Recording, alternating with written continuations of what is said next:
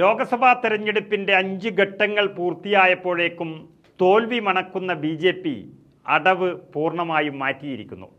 പ്രവർത്തകരെയും വോട്ടർമാരെയും വരെ വിശ്വാസം നഷ്ടപ്പെട്ടതോടെ കണക്കുകൾ തട്ടിവിട്ട് ജനങ്ങളെ തെറ്റിദ്ധരിപ്പിക്കുക എന്ന അവസാന അടവിലേക്ക് കളം മാറ്റിയിരിക്കുകയാണ് BJP.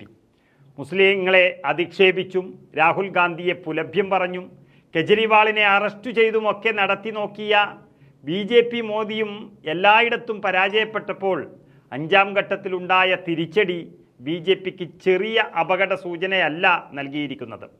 രാജ്യത്തിൻ്റെ ഭരണം നഷ്ടപ്പെട്ടുവെന്ന് അവർ തന്നെ ഉറപ്പിച്ചൊരു ഘട്ടമാണ് ഈ 5ാം ഘട്ടം.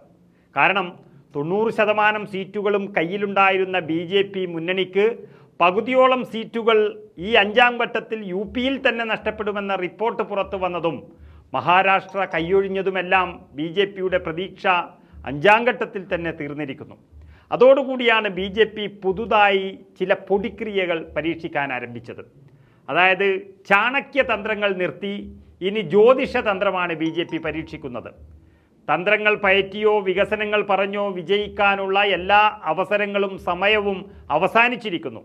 5 ഘട്ടം കഴിഞ്ഞു. അങ്ങനെയാണ് BJPയുടെ രാഷ്ട്രീയ ചാണക്യൻ എന്ന് ഇതുവരെ വിശേഷിപ്പിച്ചിരുന്ന അമിത്ഷാ തന്നെ രാഷ്ട്രീയ നിരീക്ഷകൻ എന്ന് പറയുന്ന പ്രശാന്ത് കിഷോറിനെയും കൂട്ടി ജ്യോതിഷ തന്ത്രങ്ങൾ പുറത്തുവിടാൻ തുടങ്ങിയത്. നരേന്ദ്രമോദി വീണ്ടും അധികാരത്തിൽ വരുമെന്നും BJP 300 സീറ്റുകൾ നേടുമെന്നുമാണ് ആരും സഹായത്തിന് വിളിക്കാത്തത് കൊണ്ട് ഇപ്പോൾ ഒരു പണിയുമില്ലാതിരിക്കുന്ന രാഷ്ട്രീയ തന്ത്രജ്ഞൻ പ്രശാന്ത് കിഷോർ നിരീക്ഷിച്ചത്. അത് ആയുധമാക്കി അത് ഏറ്റുപറഞ്ഞ് നടക്കുന്നതാണ് അമിത്ഷായുടെ ജോലി.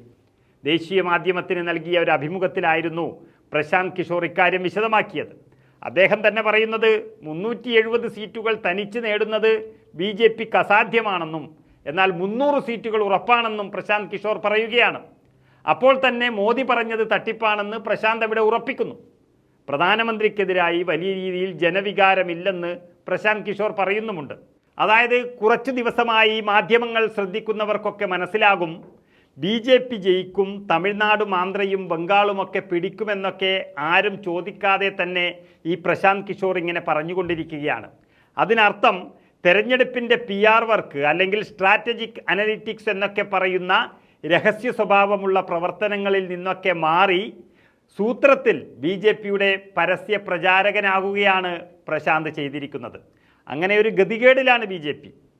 എല്ലാം നഷ്ടപ്പെട്ടു എന്ന് തിരിച്ചറിഞ്ഞതോടെ 6ാം ഘട്ടത്തിന് മുൻപായി പ്രശാന്ത് കിഷോറിൻ്റെ നിരീക്ഷണത്തിൻ്റെ ചുവട് പിടിച്ചുകൊണ്ട് 400-ന് മുകളിൽ സീറ്റ് എന്നത് BJP ചർച്ചയാക്കുകയാണ്.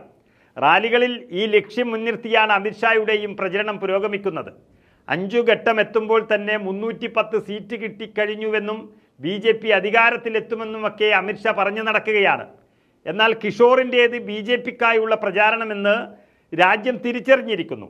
അതുകൊണ്ട് തന്നെ അദ്ദേഹത്തിൻ്റെ വാക്കുകൾക്ക് പഴയ മാർക്കറ്റൊന്നും ഈ രാജ്യത്തില്ല. അമിത്ഷായും പ്രശാന്ത് കിഷോറും ഒന്നിച്ചുകൂടി നടത്തിക്കൊണ്ടിരിക്കുന്നത് ഇപ്പോൾ ഒരു ജ്യോതിഷ തന്ത്രമാണ്. ഏതായാലും രാഷ്ട്രീയ തന്ത്രങ്ങളുടെ ചാണക്യൻ അവസാന ഘട്ടം ഗത്യന്തരമില്ലാതെ തെരഞ്ഞെടുത്ത വഴികളെല്ലാം കൊള്ളാം.